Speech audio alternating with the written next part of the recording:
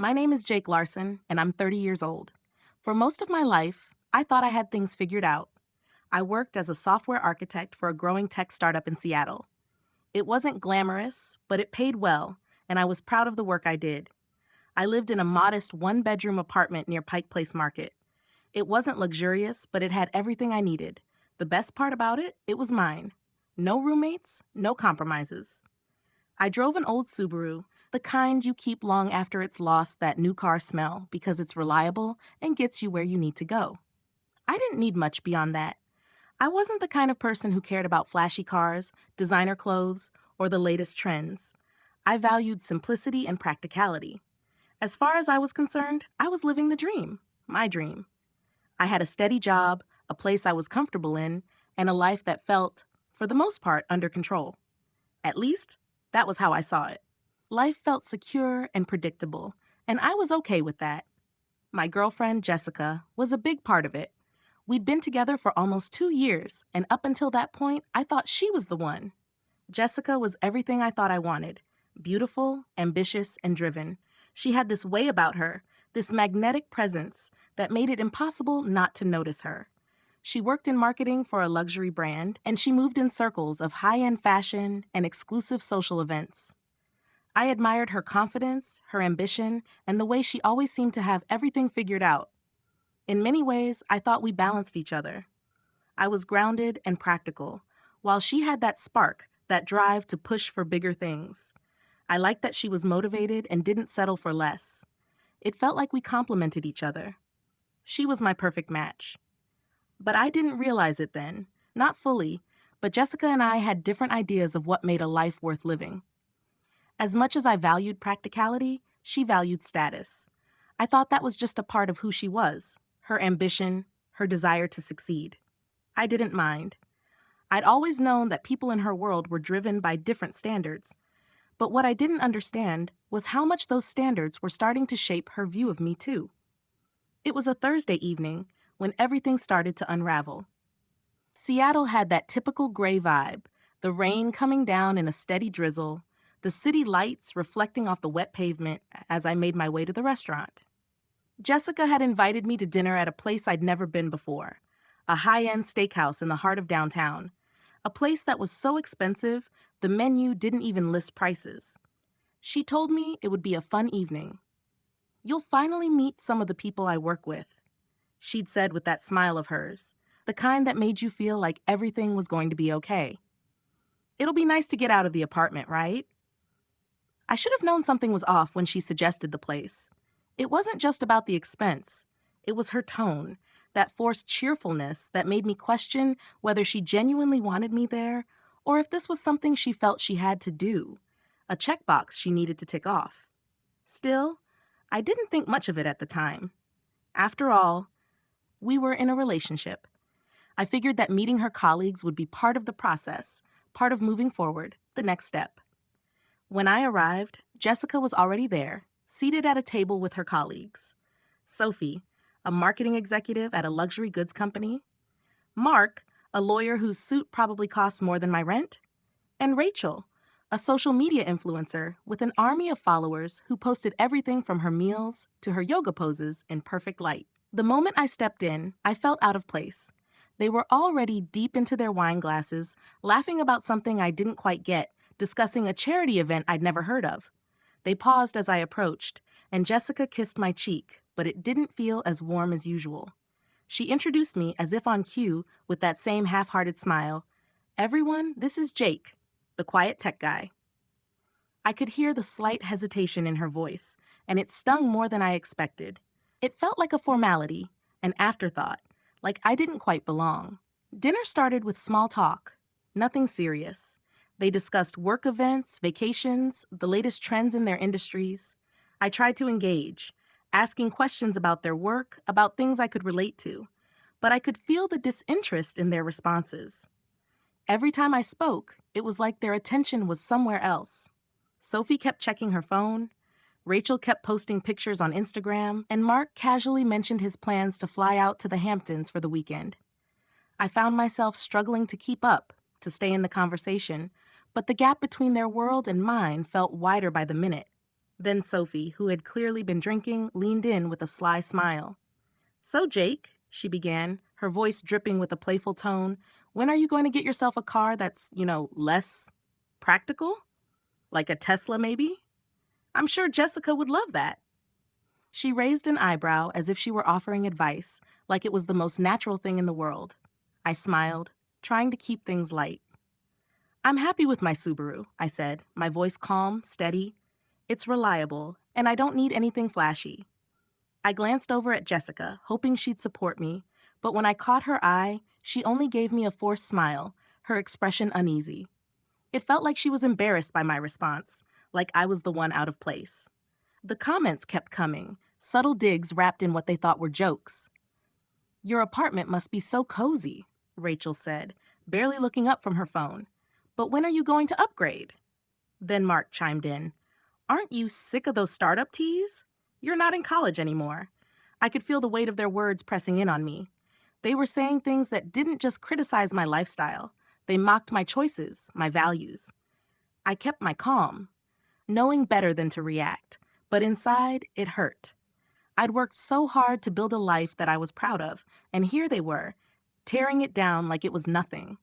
Then came the moment that would change everything. Sophie, who had been showing off her latest luxury handbag, looked at Jessica with a playful grin and said, "So when's Jake finally going to step it up? I mean, can he even afford the kind of ring you really want?" The room went silent. Jessica stiffened beside me, and I could see the hesitation in her eyes. She didn't defend me. She didn't say anything. Instead, she awkwardly laughed and said, "Jake's just more focused on his work, you know? He's not really into that kind of thing." The others chuckled, and I felt like a fool. In that moment, I realized that Jessica didn't see me as someone who could give her the life she wanted. I was just the nice guy who didn't quite measure up. I sat there, listening to their laughter, feeling the weight of their words sink in. For a moment, I felt like I was underwater, the noise around me muffled, the air thick with the realization that the life I had carefully built was no longer enough. I had always prided myself on being the kind of person who didn't need much, who didn't measure his worth by cars or clothes or Instagram posts. I thought Jessica understood that about me, that she appreciated it. But tonight, in front of her friends, it was clear that she didn't. I wasn't just different from the people she admired. Apparently, I was beneath them. As I sat there, my stomach heavy with the humiliation of it all, I kept trying to rationalize it. It was just a bad night, right? Maybe they were just joking. But then I looked at Jessica again. Her smile was strained, and her eyes avoided mine. She wasn't defending me. She wasn't even acknowledging that what they were saying was wrong. The truth hit me hard. I wasn't the person she saw herself with in the long run. She might have loved me at some point, but she was more interested in the lifestyle I couldn't provide, the one that she'd built in her head, a world of luxury, success, and material things that I just didn't care about. When the main course arrived, I pushed my food around on the plate, no longer hungry. I wasn't listening to the conversation anymore. The words they said were background noise, but the sting of their judgment was impossible to ignore. I watched as Jessica laughed at something Mark said, and it was like I wasn't even there. She was in her element, comfortable among people who shared her values. They were people who defined success by what you wore and where you went on vacation, people who didn't understand why anyone would drive an old Subaru or choose practicality over luxury. And I was the outsider, the odd one who didn't belong. Somewhere in the haze of my thoughts, Sophie made another jab. "You know, Jessica," she said, with that same sly grin she'd worn all night, "you've been talking about moving in together for ages now. But with your job and his, well, I'm just wondering if he can even afford the lifestyle you want." There it was, laid bare. Sophie didn't just think I wasn't on her level. She outright said it. And Jessica, my girlfriend of 2 years, didn't even flinch. She didn't stand up for me or even offer the smallest defense. She just sat there, smiling awkwardly, avoiding my gaze like she wasn't sure how to handle it. I could feel the room closing in on me. I wanted to shout, to tell them how hurtful it was, how deeply I valued the life I had, and how proud I was of it. But the words stuck in my throat. How could I explain to these people these strangers, that I didn't need to keep up with the ever-changing standards of wealth and status, that I was happy with what I had, with the simple, honest life I was building. The truth was, I didn't owe them an explanation. I didn't owe anyone an explanation for who I was. But sitting at that table, surrounded by people who couldn't understand that, I felt smaller than I ever had before. Then came the final blow. Jessica, still smiling awkwardly, finally spoke up. "Jake is just more focused on his career right now," she said, her voice weak, as if she was making an excuse. "He's not really into the material stuff like me. He's happy with what he's got."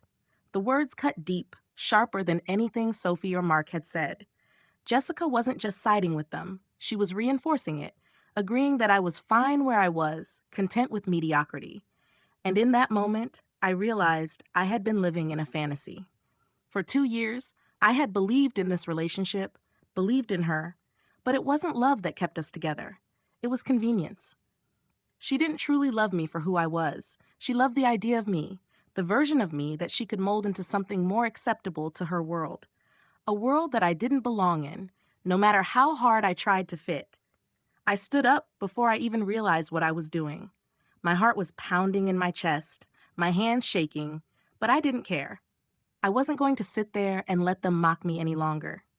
I grabbed the check, placed my card on top, and gave the waiter a curt nod. When I turned back to the table, Jessica was looking at me, her eyes wide with surprise, but she didn't say anything. She didn't ask me to stay.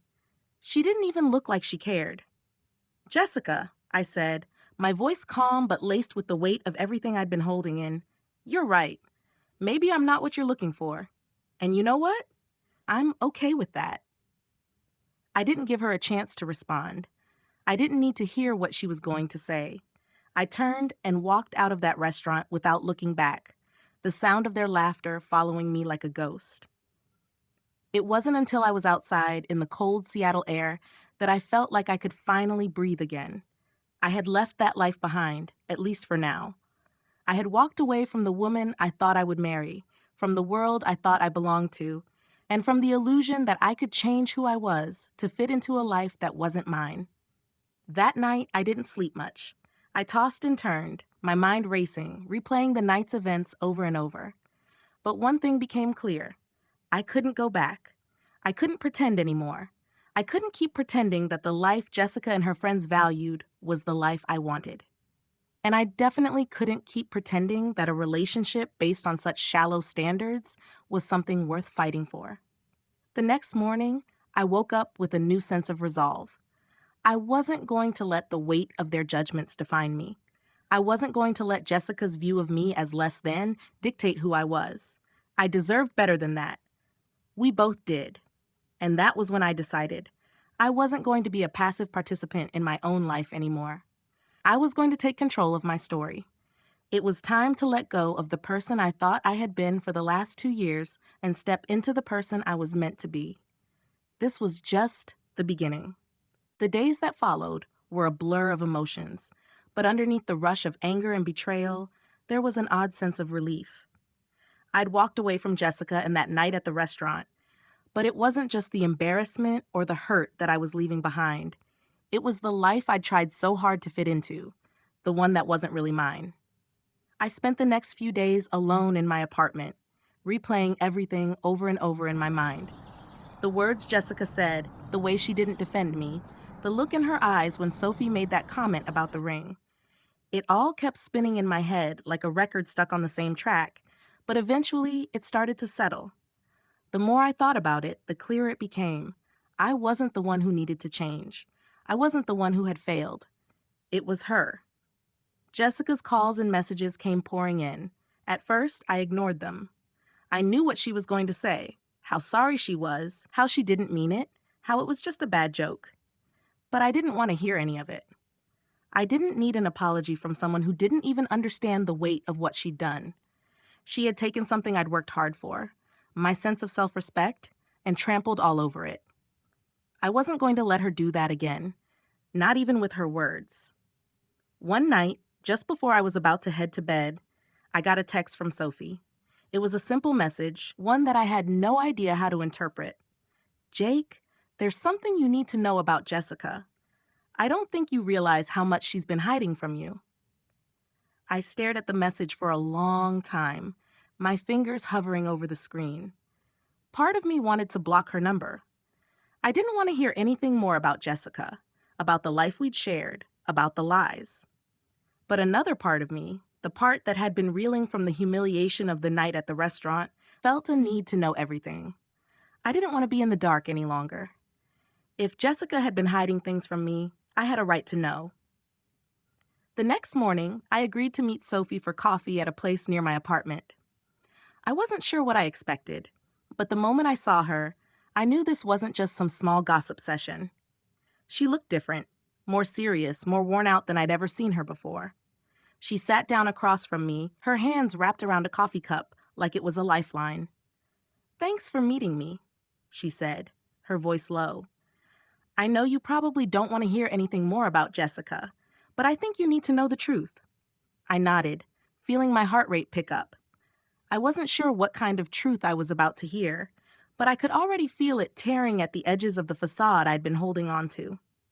Sophie took a deep breath, her eyes flickering to the window before she spoke again. "She's been seeing someone else," Sophie said, her words cutting through the air. "For months. His name is Ethan. He's a senior partner at Mark's law firm. They've been having an affair for the past 6 months, and I know because I've been helping her cover for it. I've been lying for her." She paused, looking almost ashamed. "I know that's not an excuse, but I thought you should know what's really been going on." The room felt suddenly colder. I could feel my blood run cold as her words sunk in. Ethan. The name echoed in my head, and suddenly everything that had felt off in our relationship, the late nights, the trips she'd taken without me, made sense. I'd known something wasn't right, but I never could have imagined this. I had trusted her, believed in her, and all along she'd been hiding a part of herself from me, a part that had been giving itself to someone else. I swallowed hard, my hands clenched on the table. "How long has this been going on?" I asked, my voice tight. "For about 6 months now," Sophie replied quietly. "She was going to break up with you after a big event at work next month. She was planning to keep you around until then, just in case Ethan couldn't make it. She needed someone to fill the spot for the gala." The realization hit me like a punch to the gut. Jessica had been planning to leave me all along. She hadn't been invested in our future. She'd been using me, stringing me along like I was some placeholder, a convenient option until Ethan could step in. I sat back, trying to process the weight of what Sophie had just said. It was like a dam had burst, and everything I had believed about Jessica, the love, the future, the trust, was nothing but a facade. Sophie looked at me, her expression filled with guilt. I didn't know what to do. I didn't want to get involved, but after seeing how she treated you the other night, I couldn't stay quiet anymore. You deserved to know. I was quiet for a long moment, staring at my coffee cup, letting the gravity of everything settle. I wasn't angry at Sophie. She had been part of a toxic situation, but she was the one who had come to me with the truth. I was grateful for that, even if it didn't change the devastation I was feeling. "I appreciate you telling me," I said finally, my voice steady. "I guess I knew something was wrong, but this is more than I could have imagined." Sophie nodded, her gaze sympathetic. "I just wanted you to know that she's not who you think she is. She's been playing a game, and you've been the one getting hurt, but you don't deserve that." "I don't," I whispered. The weight of those words felt like a revelation in itself. I didn't deserve this. I didn't deserve to be the one who was overlooked, humiliated, and betrayed. I deserved someone who valued me for who I was, not for what I could provide. After a few more minutes of conversation, Sophie left, but her words stayed with me. They echoed in my head like a warning bell. Jessica hadn't just cheated on me. She had never truly seen me for who I was. She had wanted a version of me that fit into her world, and when that wasn't enough, she had thrown me away. That day, I made a decision. I wasn't going to let Jessica, or anyone else, define my worth. I was done playing by someone else's rules. The life I had been living wasn't mine. It was time to take control of my own story. The next few days were a whirlwind of emotions. I contacted a lawyer and started restructuring my finances. I wasn't going to let Jessica or anyone else take what I had worked for. I wasn't going to let her destroy me. Instead, I was going to rebuild, and I was going to do it on my own terms. This was my life now, and it was time to take back the power that had been taken from me. I was ready to move on and create the future I truly deserved. The next few days felt like a blur, a mix of intense emotions and cold, deliberate decisions. I couldn't shake the sting of everything I'd learned about Jessica. Sophie's words were still echoing in my head, and I felt like a fool for not seeing the truth sooner. But part of me, the part that was still holding on to a version of myself that was capable of trusting and loving, started to feel something else: relief. It was like the fog had cleared, and for the first time in a long time, I could see things clearly. Jessica wasn't who I thought she was, and I had spent so much time trying to fit into a mold that wasn't made for me. Now, I had the chance to rebuild my life from scratch, and this time, I was going to do it on my terms. The first step was financial. I'd spent the better part of 2 years working hard to build a life that was comfortable, but also responsible. I didn't indulge in lavish purchases or expensive habits. I didn't want or need to keep up with the Joneses. But now, with Jessica's betrayal fresh in my mind, I realized how vulnerable I had been. What if I hadn't been careful? What if I hadn't been so meticulous about saving, about making sure I had the ability to live independently of anyone else's expectations? It was time to make sure no one could take anything from me again. Not Jessica, not anyone. I called my lawyer, Marcus, the day after I met with Sophie. Marcus had been with me since I started my career, helping me navigate everything from negotiating contracts to personal matters. He knew me well enough to know that I didn't like drama or attention, but that I was someone who took care of business when it mattered. When I told him what had happened with Jessica, he didn't ask a single question. Instead, he got to work. "We'll make sure she can't touch any of your assets," he said, his voice calm and efficient. "We'll set up some trusts and move your assets into them. You won't have to worry about anything." That conversation set the tone for the rest of my decisions. I spent the next few days reorganizing my finances, setting up trusts, transferring funds, and making sure that everything I had worked for was protected. It wasn't about revenge at this point.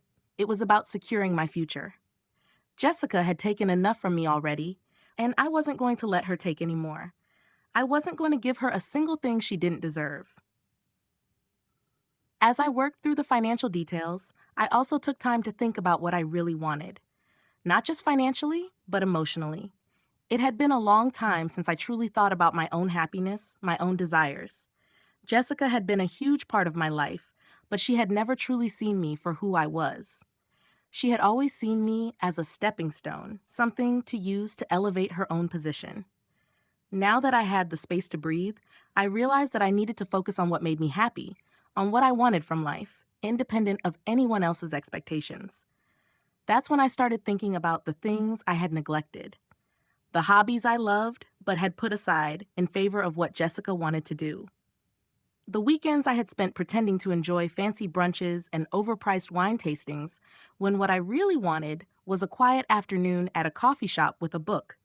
I realized I had been living for someone else's idea of success, and now it was time to live for me. In the middle of all of this, I received a message from Jessica. It was the first message I had read in days. She wanted to meet. "I need to talk to you," it said. "Please, can we meet? I know you're angry, but I need to explain myself." I didn't even hesitate before responding. No. It was simple, but it was final. I wasn't interested in hearing her excuses. I wasn't interested in any more apologies or explanations. She had already shown me who she was, and I didn't need to hear anything else. I didn't owe her an explanation either.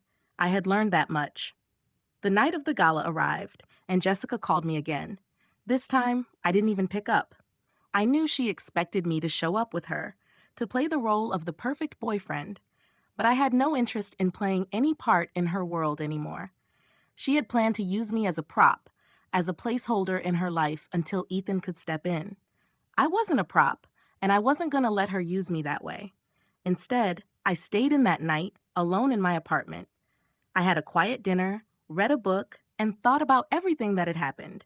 There was something liberating about being alone, about not having to pretend or live up to anyone else's expectations. And in that quiet, I made a decision.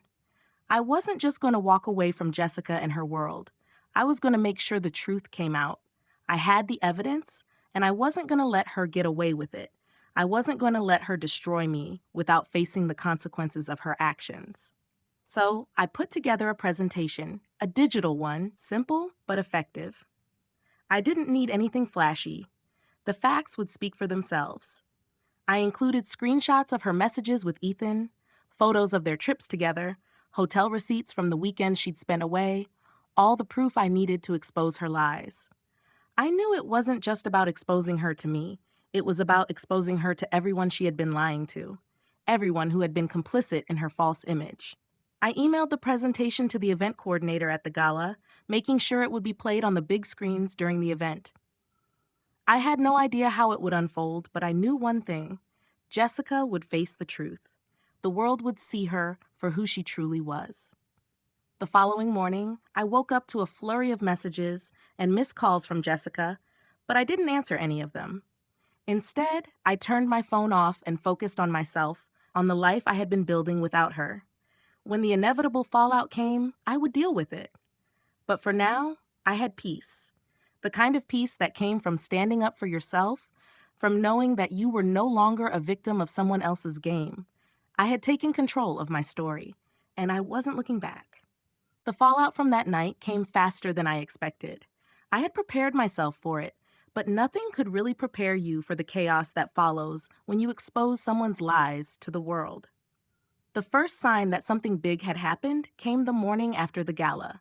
My phone was buzzing nonstop with notifications, texts, and missed calls. But it wasn't from Jessica, at least not at first. I opened my inbox to find a few emails from people I barely knew, colleagues from the startup, some old friends, even a few industry people I'd met once or twice. They were all reaching out, praising me for what I had done. Respect, man. That took guts. Power move. You didn't let her walk all over you. Hope you're doing okay. She doesn't deserve you. I stared at my phone in disbelief. Was this really happening? The messages kept coming, and as the minutes passed, I began to piece together the aftermath of my decision. At first, I thought the entire point of exposing Jessica was to get closure, to make sure I wasn't the only one who knew the truth. But what I hadn't expected was how much it would shift the perception of me in the eyes of people who had only known me as the quiet tech guy, the guy who didn't keep up with the flashy lifestyle Jessica wanted. Now somehow, I was seen as a symbol, a man who had taken control of his own narrative, who refused to let someone else dictate his worth. The first real confrontation came in the form of a voicemail from Jessica. It was late that afternoon when I finally decided to listen to it. She was crying, her voice thick with emotion. "Jake, please. I didn't mean for this to happen. You have to understand. I was just so caught up in everything, and I never wanted to hurt you. I was stupid, I know that, but please, just talk to me. I can explain everything. Please, don't do this." I closed my eyes as I listened, a strange mix of anger and pity rising in me. The old me, the one who wanted to believe in her, who thought I could fix things, wanted to answer, wanted to hear her side. But the truth was I wasn't interested in her explanations. I wasn't interested in hearing how sorry she was or how things had gotten out of hand. The person I thought she was had never existed. She had shown me exactly who she was the night of that dinner, when she laughed along with her friends and humiliated me in front of everyone. I deleted the voicemail without replying. Over the next few days, I heard from a lot of people. Some of Jessica's friends reached out too. Rachel, the social media influencer, texted me once to ask if I was okay, as though the destruction of Jessica's life was the worst of it.